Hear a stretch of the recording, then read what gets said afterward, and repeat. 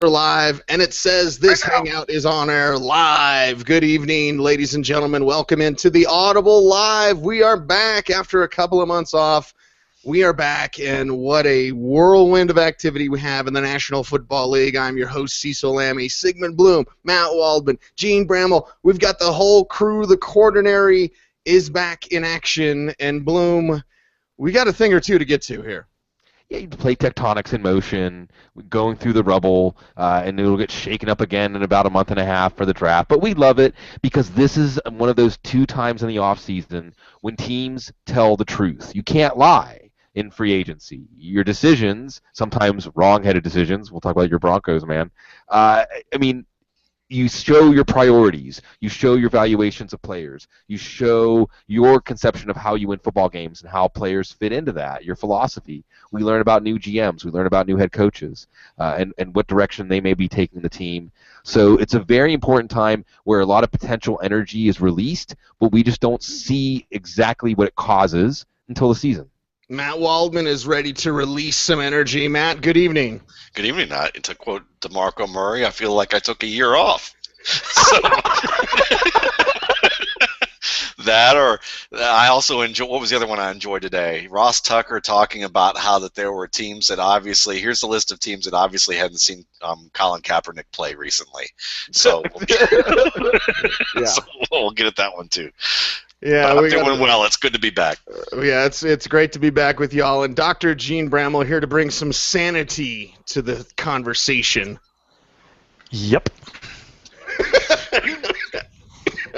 He's like, yeah, okay, let's jump in. Nothing sane to say. Don't say anything at all. All right, we got to start with the Houston Texans, fellas, and with them picking up Brock Osweiler, with them going out and getting Lamar Miller, really reshaping this roster and paying a bunch of money to do it. Now, language in the NFL is money. Sigmund, I owe you a ton of quarters for saying it a million times. And here's the thing. Their money said they were desperate for a quarterback, and that's the bottom line for me.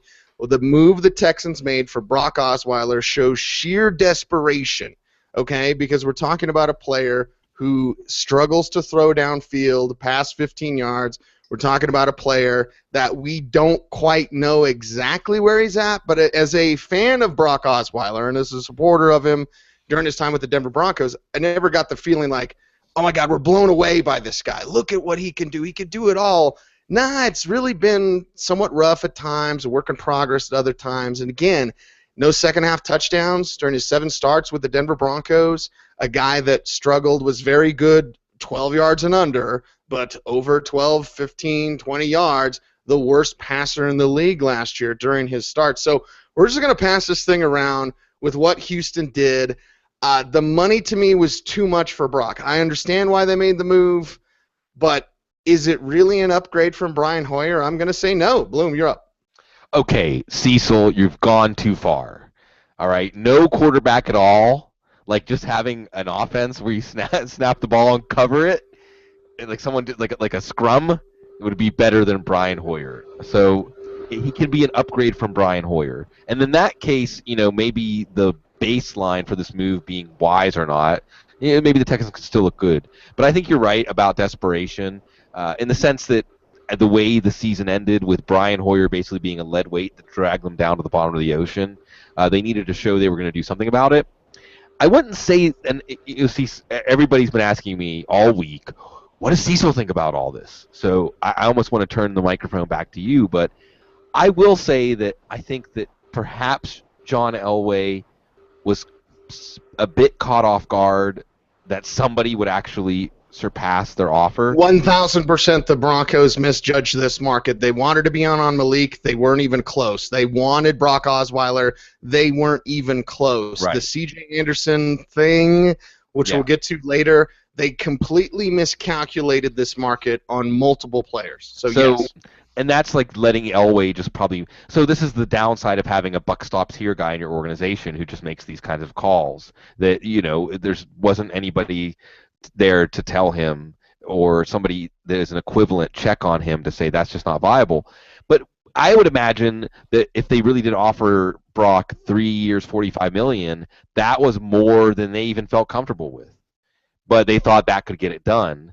And see, this goes back to the fact that they replaced Osweiler with an end-of-career Peyton Manning, who played like an end-of-career Peyton Manning and won the Super Bowl.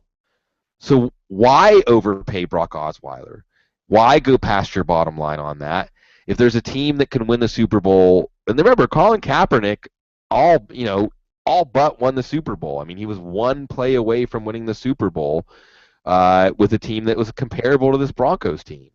So if anybody can basically say whatever Brock Osweiler was going to add over RG3, over Colin Kaepernick, over perhaps Ryan Fitzpatrick, the extra money that you would have to pay for that, it's arguably not worth it. So I think the discipline is the right move, and the Elway will be vilified, but it certainly will make for good talk leading into the season opener of Broncos-Texans. Well, and Matt, with, of course, Brock Osweiler moving on and John Elway kind of left holding the bag now, what we also see is poor communication on the Broncos' part, because when Brock Osweiler was benched in San Diego, it didn't set well with him, and it was never really explained until Manning's retirement, when Gary Kubiak explained this long, drawn-out story about Manning giving him the bird, during these workout videos that he was doing when he was trying to make that comeback, and how Kubiak just went with a hunch. He never really explained that to Osweiler, and that's something that has come up now that Brock, in being somewhat cold, he was not in Denver for Manning's retirement ceremony, whereas Von Miller jumped on a Southwest flight. Can you imagine that? I'm standing in A-15. Here's Von Miller next to me. But, I mean, so you had these guys come back to pay the respects to the sheriff. Brock Osweiler wasn't there. The relationship fractured. The Broncos now scrambling. Your thoughts, Matt? Yeah, I mean, he was treated in a way where it was clear probably to him that he wasn't going to really have the respect of that locker room, probably on the level that he was hoping he should have. And part of that is earning it. And maybe he felt like he earned a little bit more than what he got.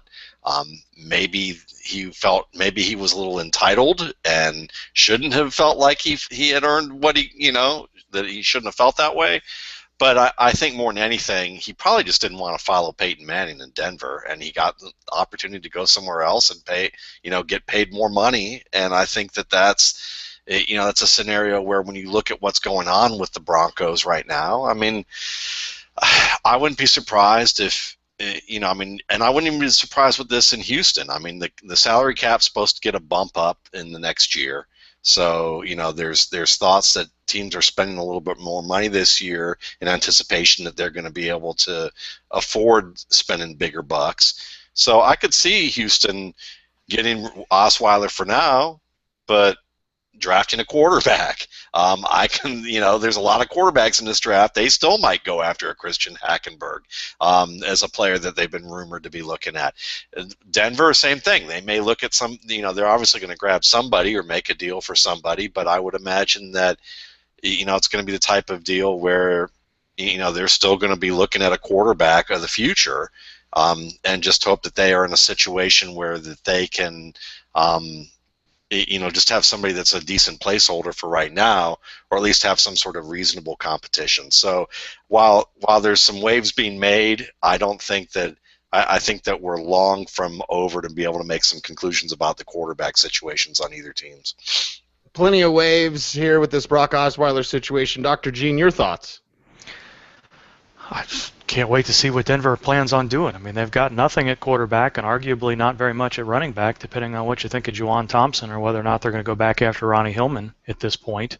Alfred Morris is out there. RG3 is out there. I've heard some rumblings about Ryan Fitzpatrick. Which way are they going to go? I don't know that you can. I think that Bloom's point about not being able to get much worse in Houston is very reasonable. Go from Brian Hoyer and who knows what you've got with Arian Foster and Alfred Blue and some of the other players they have to Osweiler and Lamar Miller. I think, at minimum, that's probably a wash just because of where they were in the past. I guess you hope that Osweiler develops a little bit with Hopkins and Strong maybe stepping up. But I think of all these things, you have to be wondering what Super Bowl champs are going to do in the backfield period, because there's just not a whole lot there to work with right now. They don't have a whole lot of options for agency in the draft, at least obvious things. It's going to be a number of dominoes that have to fall before we see how this works. This is better than Sack and Elway. If it is Colin Kaepernick, Dr. Gene, we have 3 surgeries he's recovering from: a thumb on the throwing hand, a shoulder non-throwing arm, and then the left knee, I think. Correct. So it's not like he's coming in with a clean bill. No, and none of those surgeries in and of themselves are a big concern. The thumb on the throwing hand is probably not going to be a problem. The the front foot knee, probably not going to be a problem. And the shoulder surgery on the other side, that's the one that's probably going to take the longest to rehab from, but it doesn't involve his throwing shoulder. I think the key with Kaepernick is we haven't seen a confident, productive player for a couple of years, and how is he going to fit into that offense if that's what they choose to do? Depending on how the offensive line comes together, there's still a lot of question marks about Kaepernick. If he's the best option, that doesn't necessarily mean that he's a player that can lead you to anything as far as sustaining drives. He's got to get healthy, and he's got to show that he's got confidence in the pocket again. And I think there's a long way to go for that to happen for him.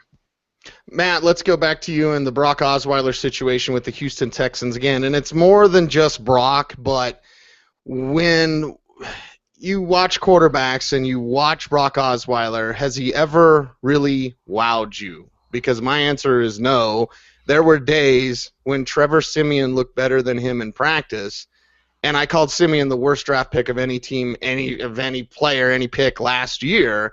Obviously, there's some arm talent there with Siemian, but I said it before we jumped on air, guys. I don't think the Texans make the playoffs next year. So you spent all this money, and congratulations, you're going to be on the outside looking in. Now, maybe that's pessimistic. Maybe I'm overreacting to the money, but I don't see them taking this next step that we're all like, well, at least they have some quarterback. Well, No. how does it work out? And you've got Andrew Luck coming back for the Colts. I mean, that division, and we've got still a massacre in the AFC West. Bortles made some strides. Bortles made some strides. You've got Mariota in year 2. Like, I just don't see Houston as, all right, now they've got the division. No, I don't think so.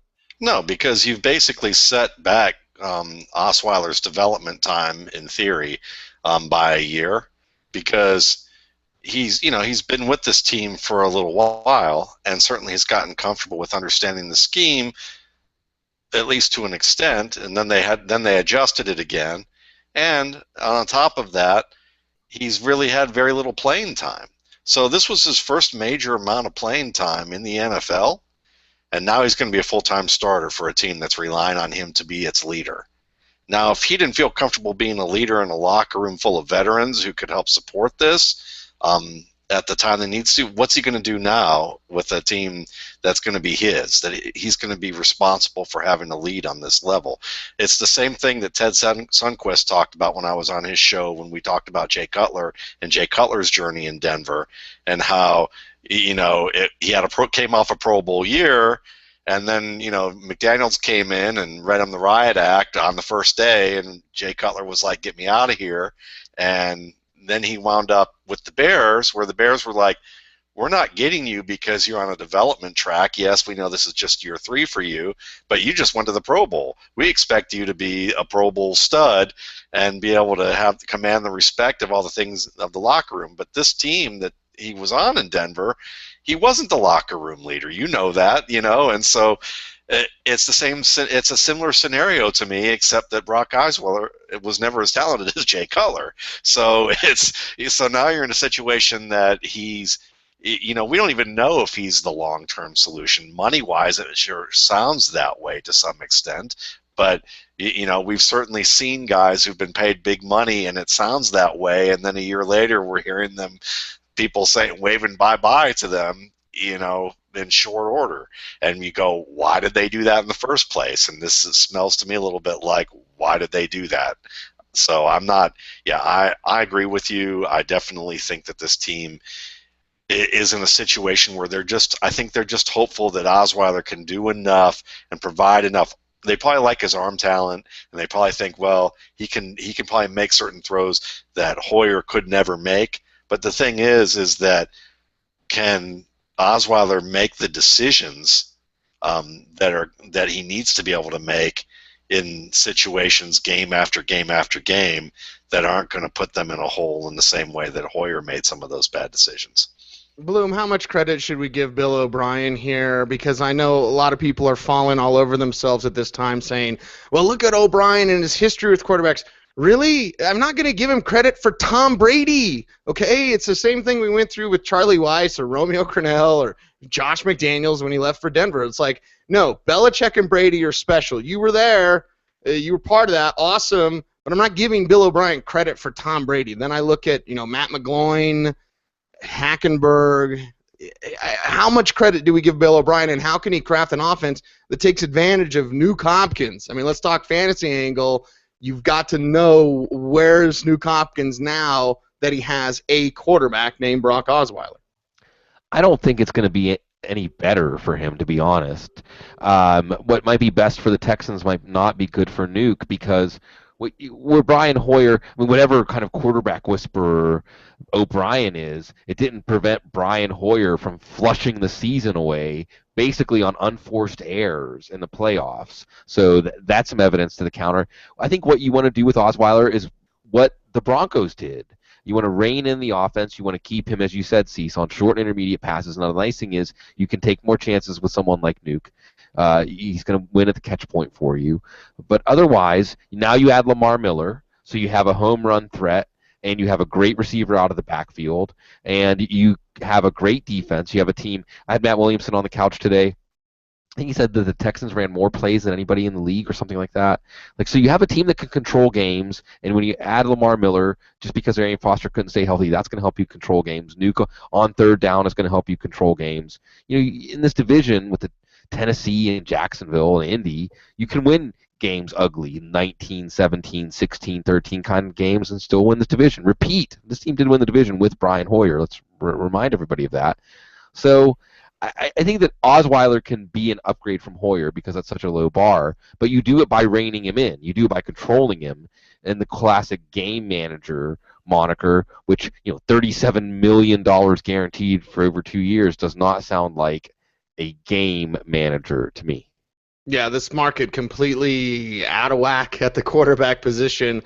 We'll see what happens with Ryan Fitzpatrick, of course, Colin Kaepernick, Robert Griffin III, who people have attached to Denver, and I will say this, every team considers every option, but with the Shanahan connection, I don't see Mike Shanahan giving Robert Griffin III a nice vote of confidence to Gary Kubiak. Let's just say that. And there are people close to the team that feel that relationship would prevent Robert Griffin III from being any part of what the Broncos want to do. So it's really looking more and more like Colin Kaepernick and then drafting someone, whether that's Dak Prescott in the third round, whether it's Paxton Lynch in the first round, probably have to move up for Lynch.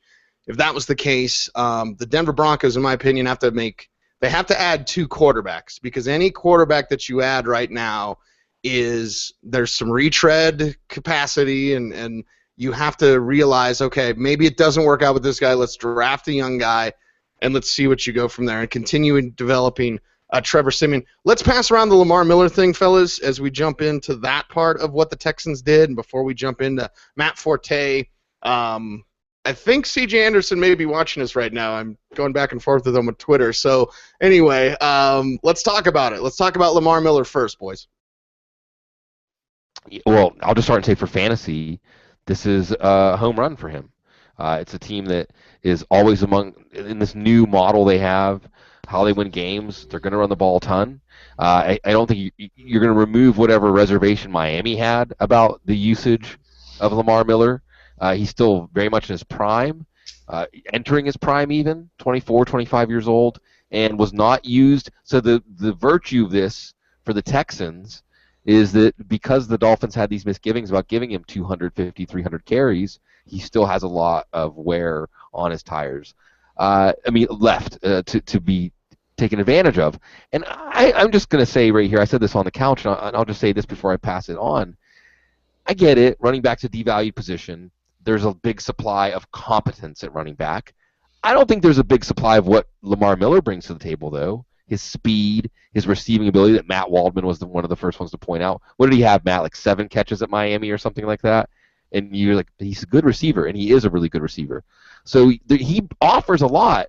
I don't see how teams are willing to pay mediocre options at other positions more than a player that adds value to a position like Lamar Miller. I think it's getting a little bit out of control the way the league is devaluing running back. I think the teams that are going to – this is the classic pendulum effect like we see in fantasy drafts. And I think teams like – in this case, I'll give the Texans a big thumbs up for making this move because I think they're going to get a player that is a big improvement for them at a position where they value production and they fit that position how they win games very centrally. And I think that as bad as the Brock Osweiler signing may work out, if you say they ponied up this much money to make this net improvement on offense, when we take the two moves together, it may be fine.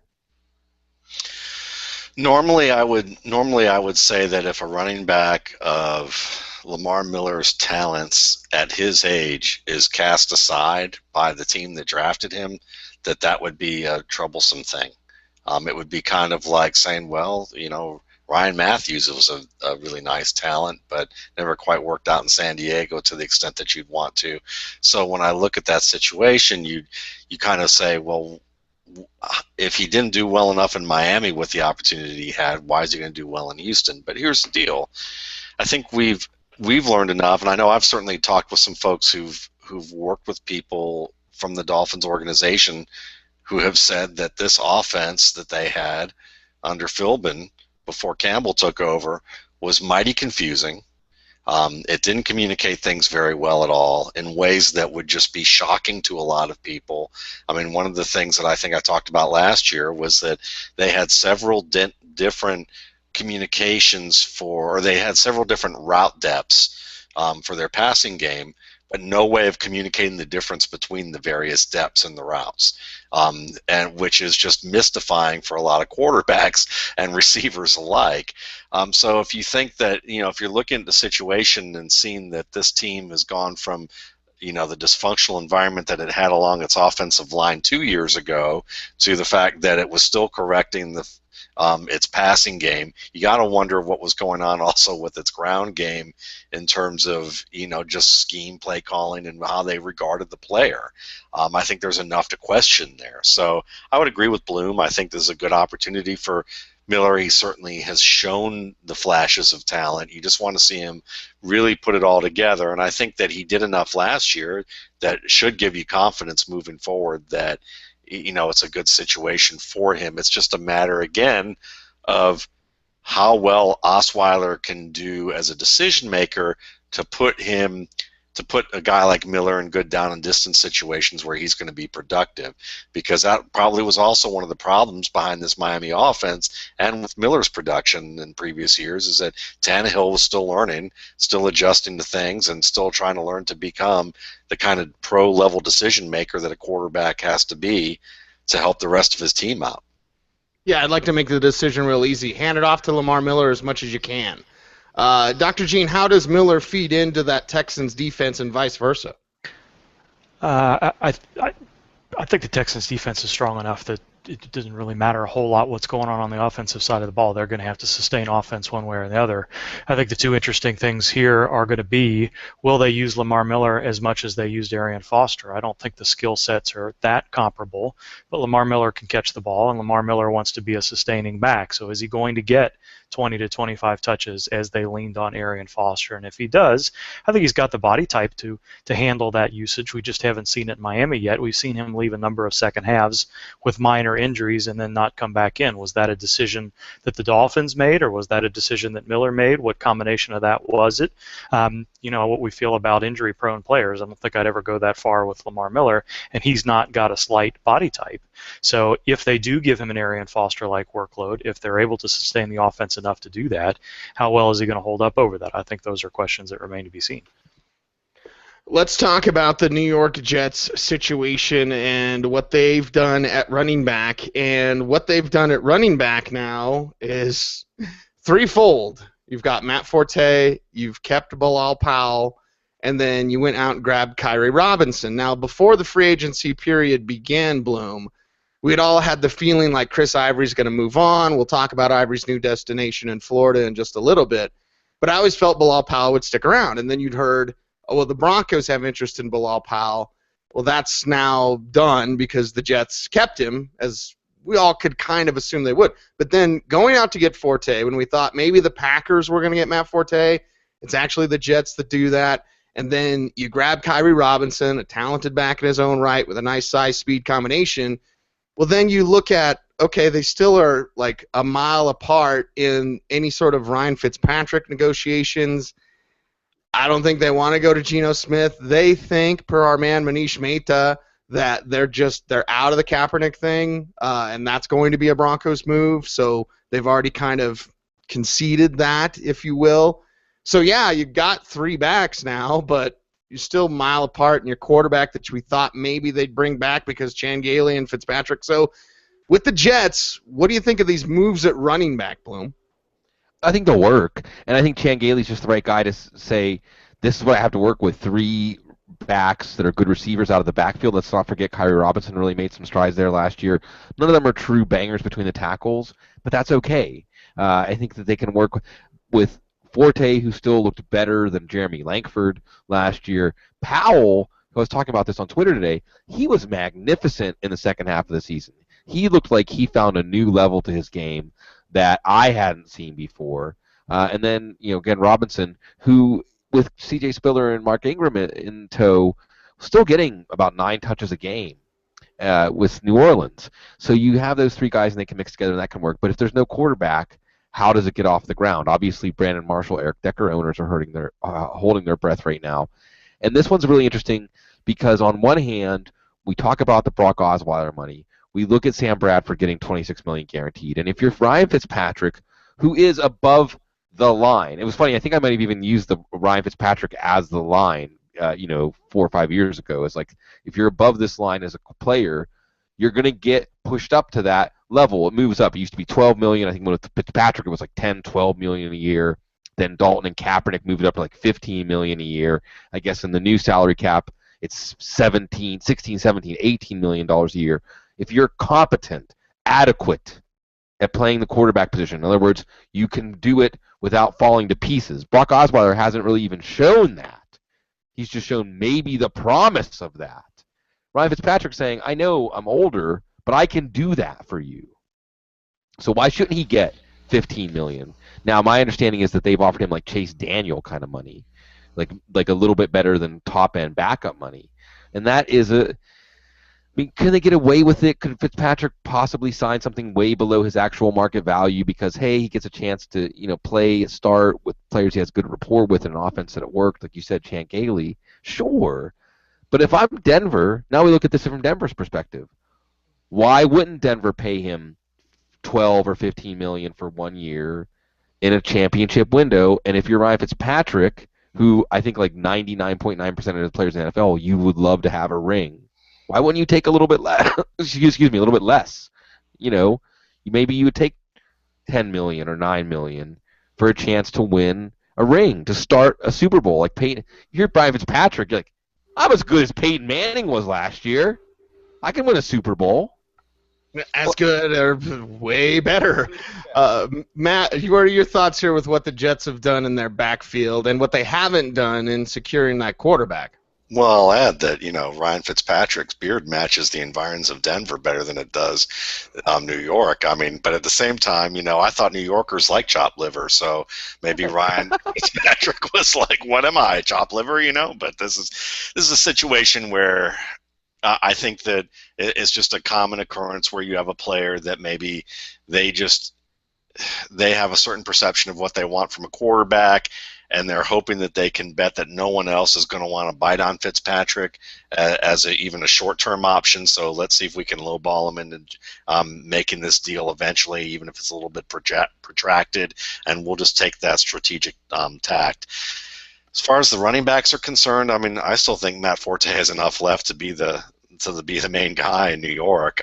Kyrie Robinson, yeah, it's a nice insurance policy. I understand that maybe he gets 9 carries, maybe he gets more, maybe Bilal Powell gets more after what he did. But to me, if I'm looking at this depth chart and I'm Changeli, I'm not going, well, let me figure out how I can use all these guys to make them happy. And I don't think that's what Bloom was saying, but I mean, I'm looking at this and going, I've got Matt flipping Forte as my back that's going to be my starter. and I'm going to run him until he either gets hurt or shows that he doesn't have anything left. And then if that's the case, then I can split it between Kyrie Robinson and Bilal Powell and not have a problem. I've got insurance, I mean, we always talk about teams saying, the big media always loves to talk about what the Super Bowl teams did and how the other teams are going to copy what those Super Bowl teams did. What we leave out sometimes is that teams also look at what successful teams did. Sometimes success doesn't mean Super Bowl. It means maybe you got into the playoffs, or maybe you were really good before the bottom fell out with injuries, and you should have been on your way there. Like, I don't know, Pittsburgh when they had Le'Veon Bell and D'Angelo Williams. The fact that they were able to do that, I'm sure teams looked around and didn't go, we're only going to look at the Denver Broncos and Carolina Panthers and copy them. We're going to look at other teams that had, a Thomas Rawls and a Marshawn Lynch. That had D'Angelo Williams, they had a couple of backs who were able to do things well because, you look at Dallas and they couldn't ever figure out what they were going to do with their running game. Then you had Philadelphia that was supposed to have this really nice twosome in the running game, and that never quite worked out either. But you saw examples of teams where that happened. New England was able to at least have some semblance of being able to do a little bit of different work, but look what they were able to bring to the table to having Lewis there early on, and if he was able to stay healthy. So to me, I think it's just a matter of them being able to look at this and say, let's get as much depth as we can, and probably lean on Forte for as long as we can with it. And I like what they did in that aspect of it, as long as they're not going to go crazy with how they go through a rotation, and I think that's the key. Dr. Gene, how much can they ride Matt Forte, who I don't have the numbers in front of me, but I believe the most touches of any back since he came into the league? No one's had more touches. He's been there. He's been durable. It's nice that they have insurance. We'll say that. Yeah, and I think that makes you wonder how much they feel like they're in on Ryan Fitzpatrick. Are they looking at Matt Forte as a nice veteran security blanket, committee or not committee, for a guy like Geno Smith? Maybe they have a sense that Fitzpatrick really isn't in their plans in one way or another. I think the interesting thing about free agency always is for me is it just always seems to leave me with more questions than answers in the beginning. And as Bloom said when we started the show, teams can't lie to you here, so you wonder what they're thinking when they make these moves, and you wonder what certain teams are thinking when they don't make moves. So you can see maybe Matt Forte fitting in with the Packers in a certain way, or the Dolphins, and for the type of contract that Forte got being a little bit less than what we saw Ivory get someplace else, or Miller, or Doug Martin, or so many of these other guys that signed. You just kind of wonder what the thought process was here. Was there something to the overall offense that he's seeing, knowing that there's not a quarterback in play there, with veterans like Eric Decker and Brandon Marshall and a pretty good offensive line and a defense that isn't terrible? Maybe this is where Forte thought his best option was to play into the postseason. Can he hold up? I think he can absolutely hold up. I haven't seen it. I mean, he's the way that he plays and the volume that he's gotten, he's been a relatively durable guy. He's had some knee issues for sure, but I think overall he's been, for the amount of carries that he's gotten, he's proven that he can handle those things. And now that we've got Kyrie Robinson there as well, who hasn't been the most durable guy either, but with that back and the backs and the committee being where it is, I think Forte fits in there well. I'm just wondering, like I said in the beginning, what this says to me is that we may not see Ryan Fitzpatrick here. We shall see how it works out there with the New York Jets and their up-in-the-air quarterback situation. Let's start back with you, Bloom, and talking about DeMarco Murray. Does it work out with his new team in Tennessee? I'll still be watching David Cobb closely and see how that works out, but Murray's the man. He's there in Tennessee. How does it work? Well, I think you see DeMarco Murray put up a stat line that even Eddie George would say, ooh, that's not so efficient. Maybe we'll see like 300 carries for a Lendell White stat line, 300 for 1,000, but not without the touchdowns. I mean, again, talking about Williamson about this on the show today, I do think that you just use Murray up with your exotic smash mouth. And David Cobb is not a runner who really fits that kind of, just turned him into a pulp basically. And they got him to take $2.5 million off of his next 2 years. They gave up very little to get him, which he's a salary dump basically. So I look at the Titans as a team that is in true rebuilding mode around Marcus Mariota. I guess they saw Murray as cannon fodder because I don't think he adds much to the offense. I think that Antonio Andrews was probably more effective. Like if we just did a reel of Antonio Andrews runs and a reel of DeMarco Murray runs, and you forgot the names of the running backs, you'd say, I want the guy that was in the blue uniform. He looked like a better running back. I don't know why we should assume that will change. And going back to this hiring of Mike Mularkey, you continue to ask. Yeah, you had Marcus Mariota fall into your laps. Okay, he's going to end up being. You got at least, again, going back to the thing about the quarterbacks. You're above the Brock Osweiler line. Okay, you're above the Sam Bradford line. Congratulations. What else have you done to get this franchise going in the right direction? I can't pick out any one move that I feel good about. Taylor Lewan. Oh, never mind. And by the way, Charlie Campbell, good friend of the program, now reporting maybe it's not Laramie Tunsil at 1. We know it's not Joey Bosa. Right. Jalen Ramsey. Yeah, Jalen Ramsey. Josh Norris has been saying that for like a month now. Okay, there we go. Respect. We're going to jump plenty into the draft. Trust me, as we go on. Of course, we're in the whirlwind of free agency, but this trade with DeMarco Murray, Matt, what did you think when it went down? How do you think it works out? All right. Well, let me counter Bloom's story here because I don't agree with this one at all, and it's fun to disagree with Bloom on occasion about some of these things. Okay, just let me tell you a little story. Let's imagine Sigmund Bloom, great fantasy writer, very hard worker, superstar on the Puckish interwebs. grin. Yes, exactly. Let's imagine him, and let's see if he ended up at a different company where the boss was a complete idiot. Like just someone who just did not know how to deal with people, someone who was who had rumors of like all sorts of inappropriate dealings of how to be a leader. And Bloom was subjected to having to deal with that. And we didn't even know what was going on really behind the scenes. We just saw enough going on there that Bloom just looked kind of despondent, was trying to make his way through it, but you could tell that, with even some of the work that he had to do before the public eye, that this was not the same Bloom we saw. Are we going to look at Bloom after 1 year and say, he's done, he hates this profession, he's not any good anymore, he doesn't deliver anything worth a darn? Wait, are we going to send Bishop Sankey or DeMarco Murray? Are we going? What's that? Instead of talking about Bishop Sankey or DeMarco Murray? We're talking about DeMarco Murray here. So the way I look at it is, I look at this year as a blip. If there's a phrase that I think that's going to happen with DeMarco Murray, it may not reflect it as much statistically as it did in Dallas, but I think man on fire is probably what this guy is ready to do.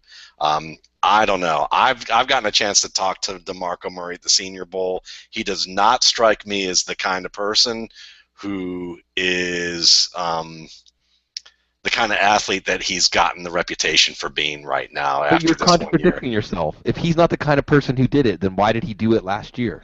I think that we don't know the story enough to be able to explain why, like your story, like your basis of it. I don't think there's enough information to make that conclusion.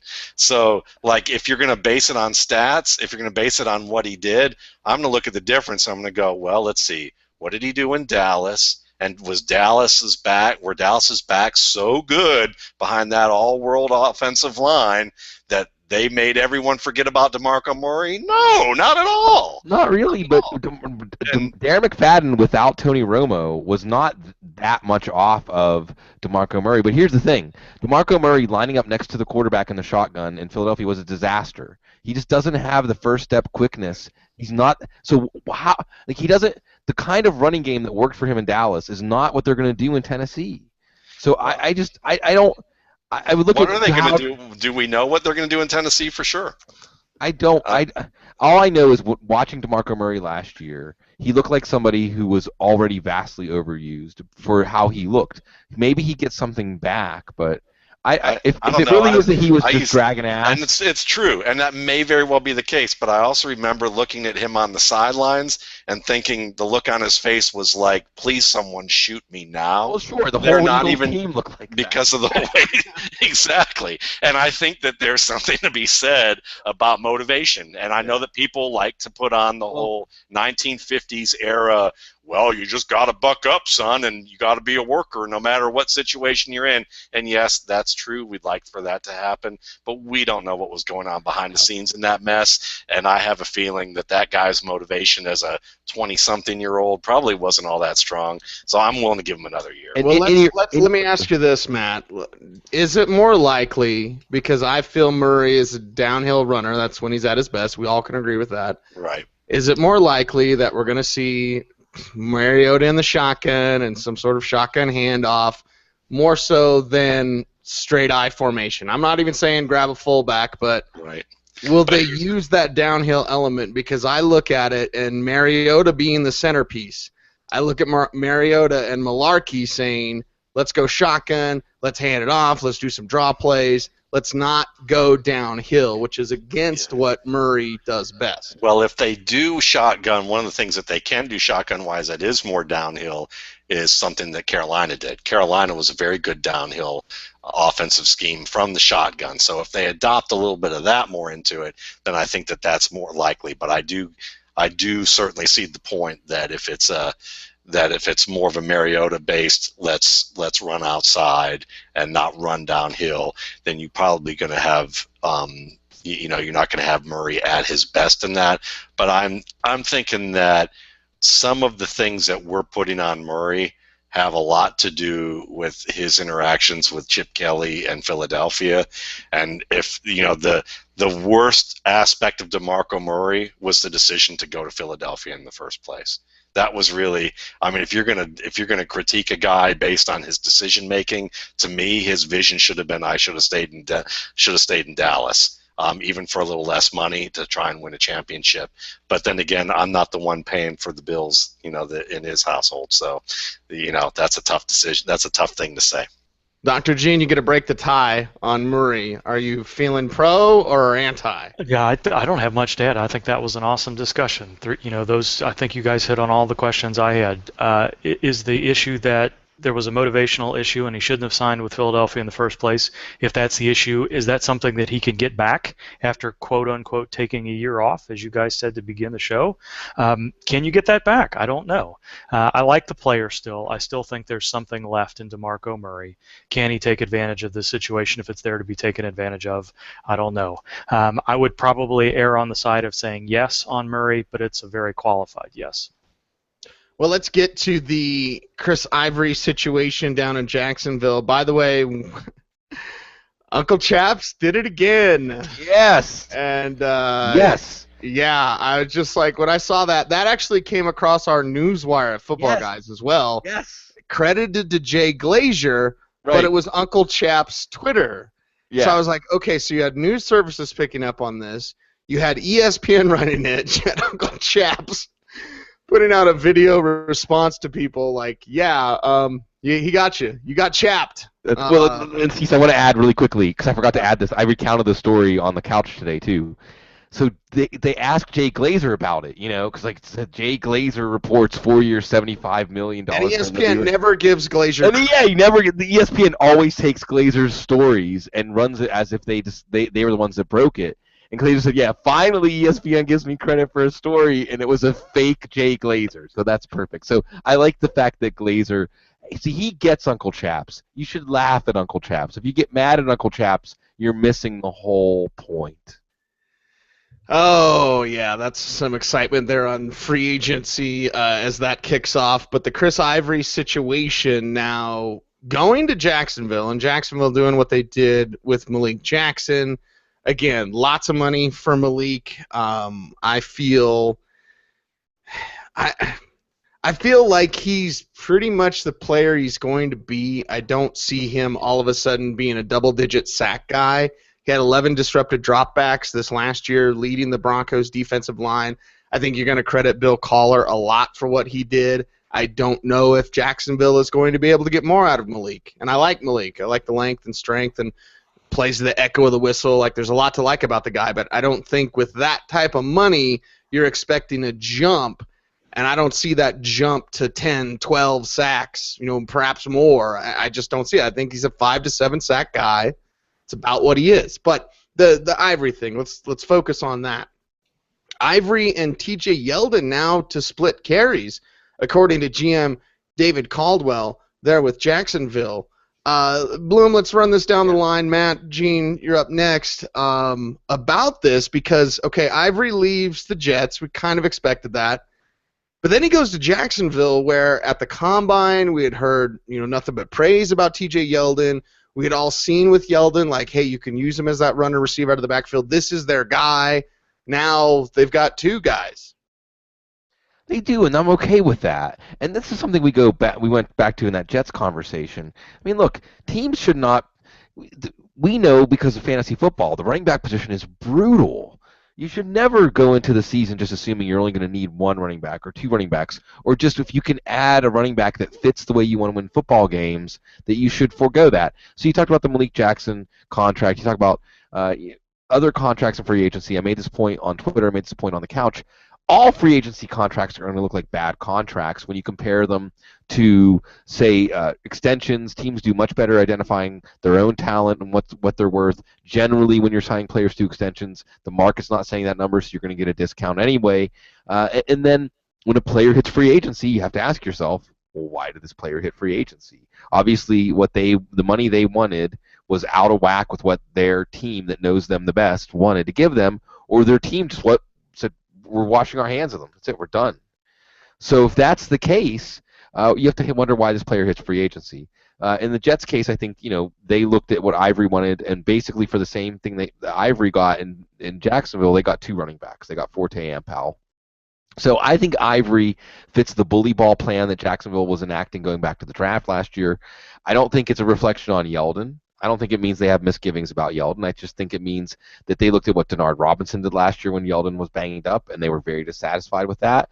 The Toby Gerhart signing was a complete disaster. They had money they had to spend. Hey, at least they got somebody who adds value to the position. We can watch Chris Ivory play, and he might have durability issues, but when he plays, he's objectively an above-average running back at the type of things he adds, which is a Marshawn Lynch-style game with some elusiveness, a lot of power, a lot of can-do, the kind of guy that finishes his runs, that pumps up his team, and occasionally breaks those long runs, and especially at the end of the game, is not a player that you want to have to deal with. Now, the problem for Jacksonville is they want to get these guys 30 or 35 carries in a game probably, but they don't have a team to make the game go that way. So it's a big gold star for aspirations, and Ivory fitting the way they want to play football. I just don't know if they're going to be able to play that way because they're not there yet.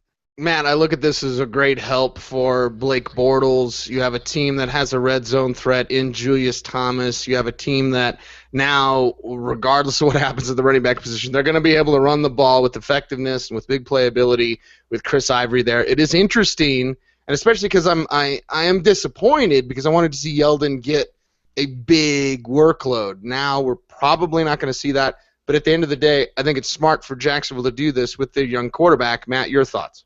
Probably is, and I think that even with the likelihood that Yeldon won't be the main guy on the level that fantasy owners want, I still think that there's a better than average chance that I'll be buying low on Yeldon this year.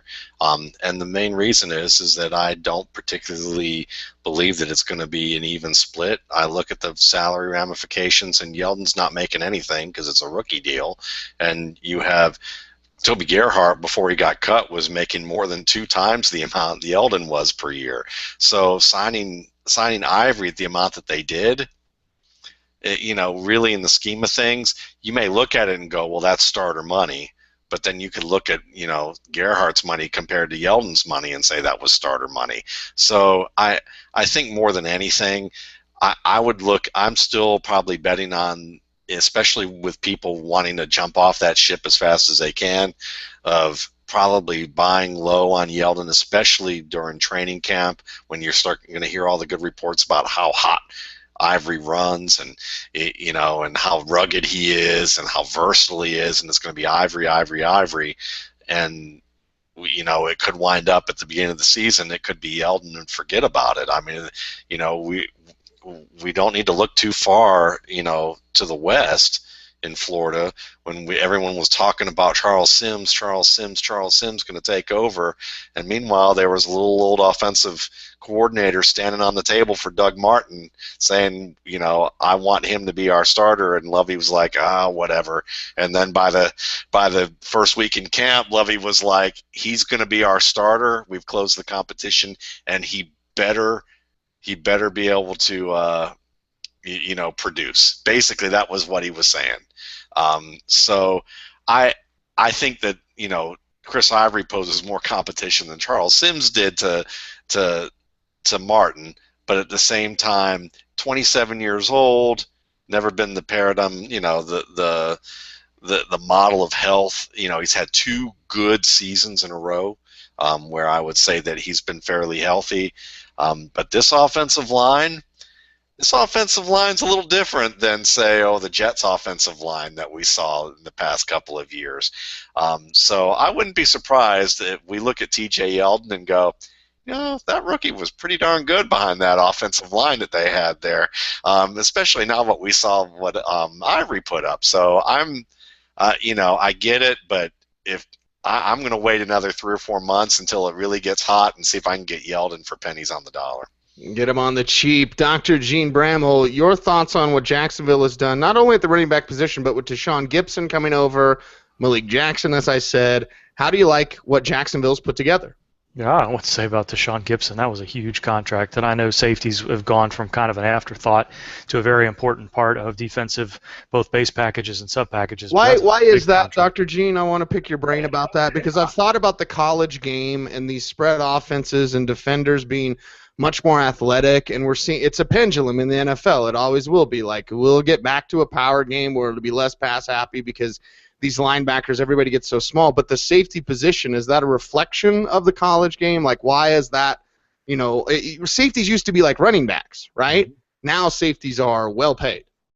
Yeah, and I think that has a lot to do with it. I think that the college game, in terms of athletes in the secondary, was maybe a couple of years behind putting those players up into the pros. We had, for a few years there, the in-the-box, the safety was going the way of the dinosaurs, and we didn't have those players that could be two-way players, and you were seeing linebackers fill that role. But now we've got Chancellor and Buchanan, and I mean, you could argue that Telvin Smith and Levante David, to a certain extent, are those smaller linebackers. David has grown into so much more than that, but that's the way things go. So what you're seeing now are the safeties that can play a coverage role. If they can cover half of the field in a cover 2, or do what Earl Thomas does in the back, or if they can come down over the slot like a Tyrann Mathieu, or so many other guys that we talked about over the time, those guys are hot commodities, not only in the draft, but also in free agency. Are they worth what Tayshaun Gibson got paid? Is Gibson the type of player that can handle that role? I don't know. But you saw George Iloka, be a little bit of a commodity. I think the Bengals got a pretty good value signing there and bringing him back. But these are guys that we've seen get pretty good contracts. But I questioned that one a little bit. I kind of liked James Sample. I thought he might have been able to play that role for Jacksonville over time. They haven't really liked what they've gotten from Jonathan Cyprien. He's a player that I've liked a lot, but he's a little bit more of an in-box player that hasn't developed in coverage, and he's certainly not been durable. So you can see why maybe they make that move. Why it was Gibson over a couple other guys, I think you can debate a little bit. I like the Malik Jackson signing, and I agree with what you're saying that it was, it was a pricey signing to make.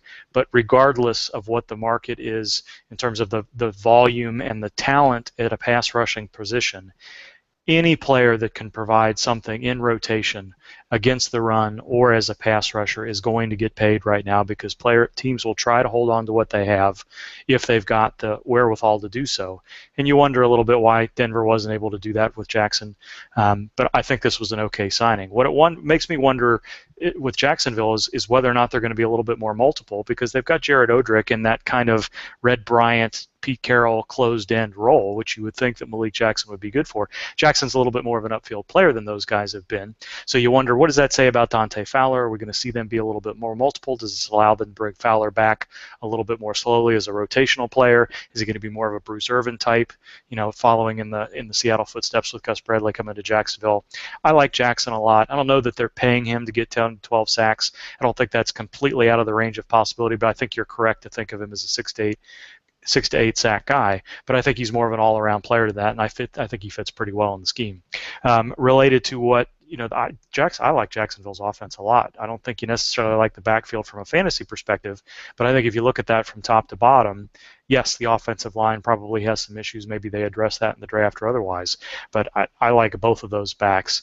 The wide receiver core, Julius Thomas, Blake Bortles is coming forward. That's an offense that you may have trouble keeping up with scoring points, and you don't necessarily look at, with the exception of Indianapolis, you don't necessarily look at that division and think there's a lot of points going to be put on the board by some of those other teams. And with the defense getting a little bit better, maybe taking in the footsteps of what we've seen Seattle in the past, if they get some players in place, I think that offense can be very tough to beat. If that offense is a 24 to 28 point offense, the defense is going to look pretty good alongside it. It is the Audible Live each and every Thursday night right here, hanging out live with you, talking on the program. Of course, be on up on iTunes as well as on the couch with Matt Williamson this week. We will wrap with a player that's maybe still watching right now in the C.J. Anderson discussion. Now, I will say this. As I said earlier, the Broncos have miscalculated this market. Giving an original round tender to C.J. Anderson was always a mistake, in my opinion. First off, you have an undrafted guy who has led the league in rushing touchdowns over the final 6 weeks of the season for 2 years now. He's done that. He needs to stay healthy. By his own admission, he'll say that. Gary Kubiak said at the Combine, the key to our ground game is keeping C.J. Anderson healthy.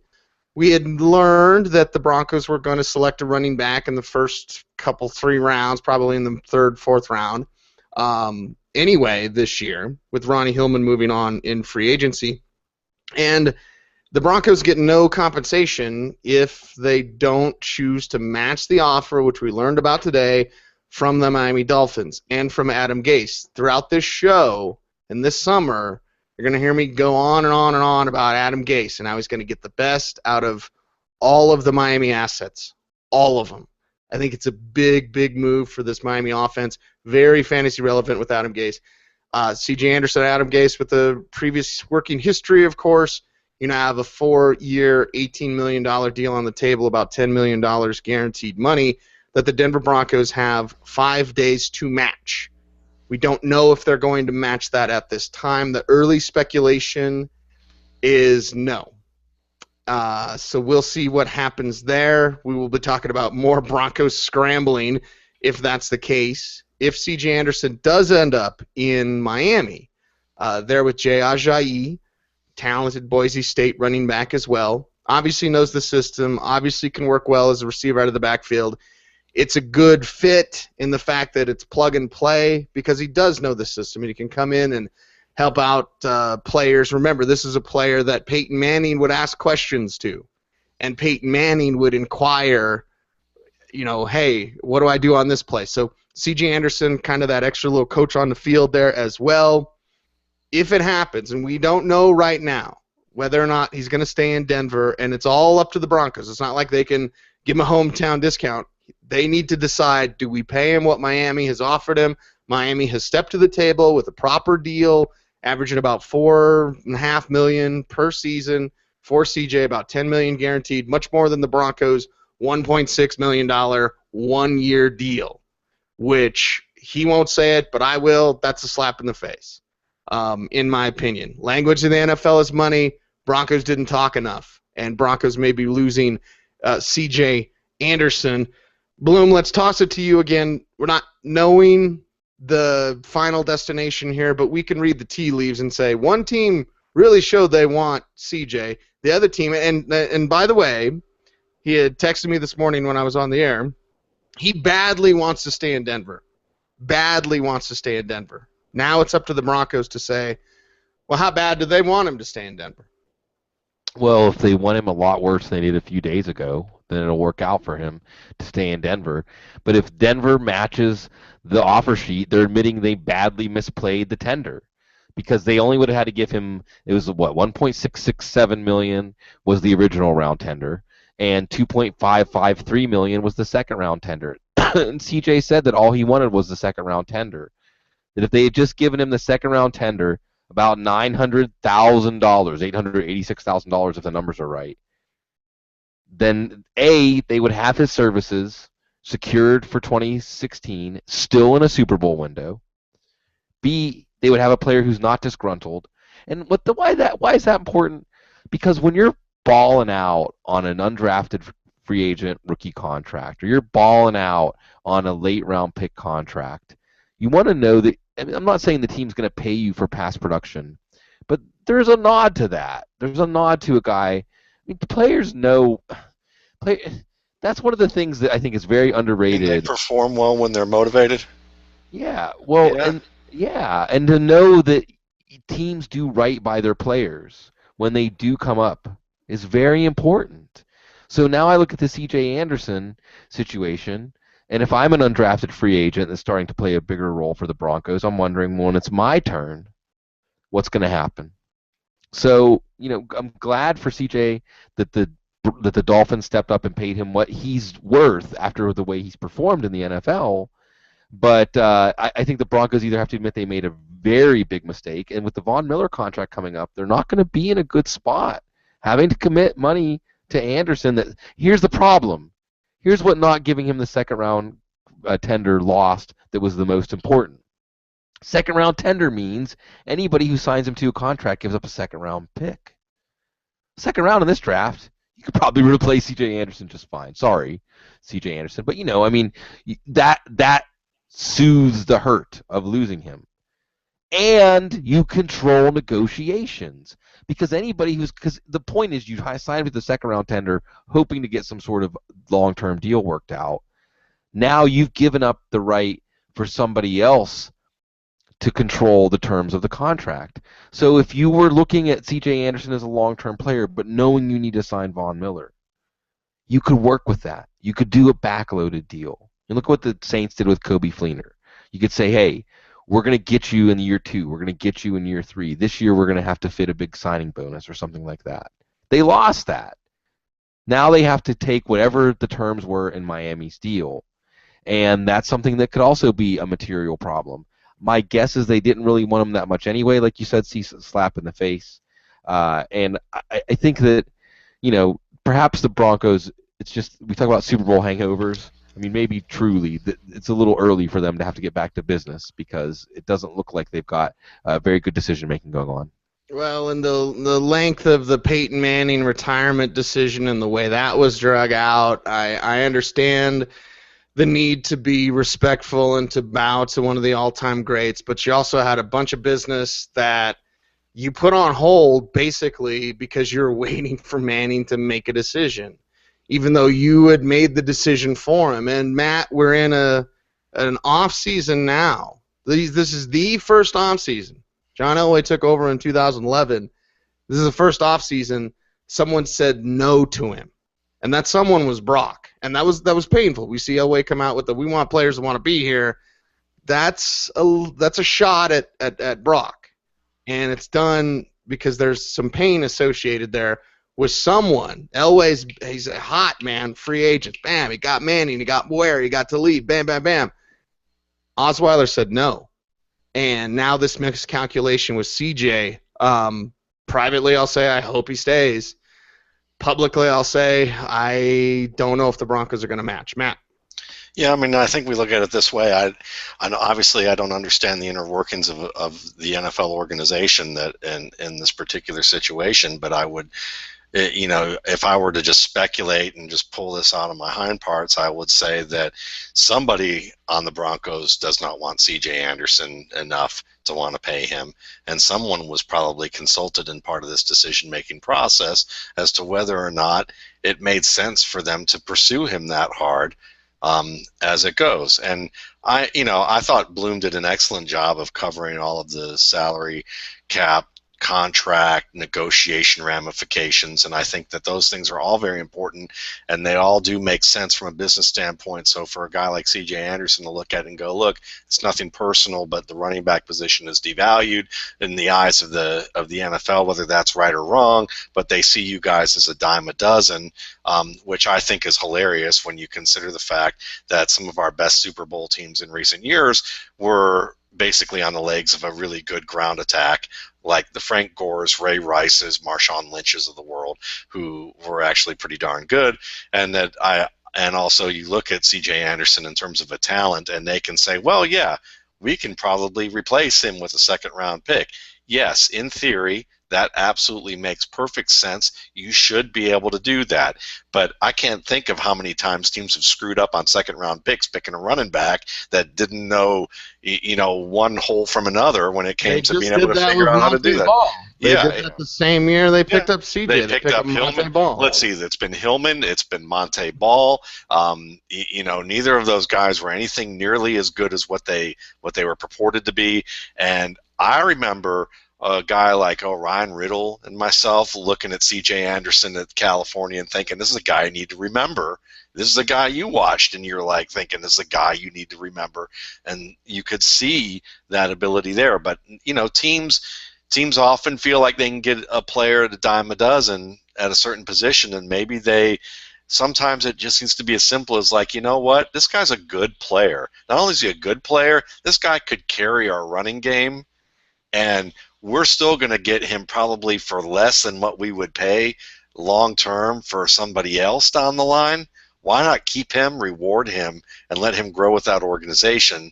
Because I think of the Broncos of the past and some of these some of these players that they picked up that, I don't think Rod Smith exactly was like making big bucks when he first came to the league, or McCaffrey or Shannon Sharp, or I'm sure that these guys grew a little bit. I think Terrell Davis grew a little bit with the team. I think those were ways that they were very successful, picking players who were really kind of on the fringe, not necessarily draftable grades in terms of the way some people looked at him, while they had, this superstar quarterback who was, some people would say was on his last legs. I wouldn't believe that, because even as much as I want to rag on John Elway as a Browns fan, he was still a darn good quarterback at that end of his career.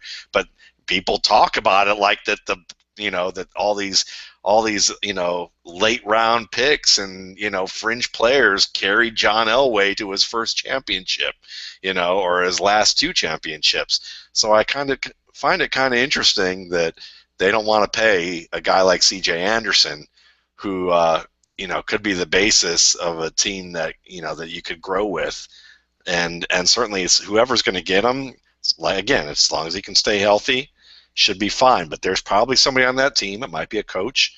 It might be somebody that they've asked internally, and they go, can't stay healthy, I don't want him. Maybe they felt burned, and it may be dumb, but that's that type of thing. People get that tag, like, you can't stay healthy, don't want him. Well, and there may be a disconnect between Gary Kubiak and John Elway based on their combine comments, because the combine, Gary Kubiak on Wednesday was like, yeah, just keep CJ healthy, we're fine.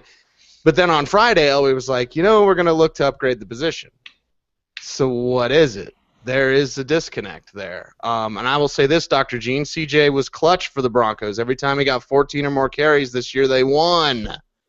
He's also a player that, remember that overtime game against New England, the snow leopard, I think is what Bloom called him. Like, that clutch element you now lose if CJ goes elsewhere, Dr. Gene. Yeah, I mean, walk it backwards. I think you guys covered everything fine. Why, the Broncos left themselves open for this to happen. I think, maybe, did they talk themselves into the running back market being pretty crowded and lots of players out there? Did they talk themselves into thinking Adam Gase wouldn't come after C.J. Anderson? Did they, it just didn't seem like it. What did I read today? $800-some thousand it would have taken to protect themselves a little bit more.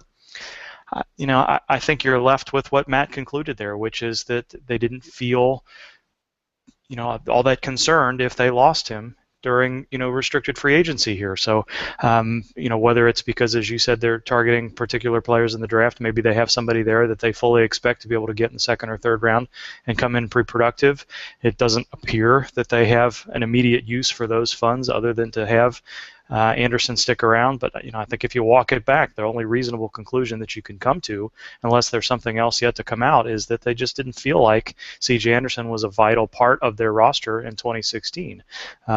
So they're left with where they are. I can't, from what I read today, I don't see much chance that it's going to be a situation where they're going to be comfortable matching this offer sheet. It seems like a foregone conclusion that it's going to be either go back to Hillman or get what you get in the draft at this point, unless an Alfred Morris or another similar veteran type player you think could come in and be part of a committee.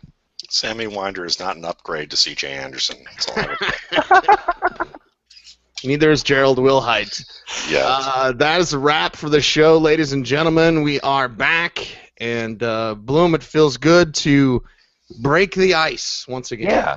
Well, and now we have a lot of things to talk about. Now we have a lot of stories that have been set in motion and continuing stories, and that's what keeps us going. And this will get us through to the draft. Of course, tons and tons and tons to talk about the draft, OTAs. It'll be training camp before we know it, y'all. Back in action, everyone. You follow the show is at the Audible. Dr. Gene Bramall is at Gene Bramall. Matt Waldman is at Matt Waldman. Sigmund Bloom at Sigmund Bloom. And I'm at Cecil Lammy saying, whew, thanks very much for listening. Stay tuned, everyone. We're back. And stay frosty. Chaps.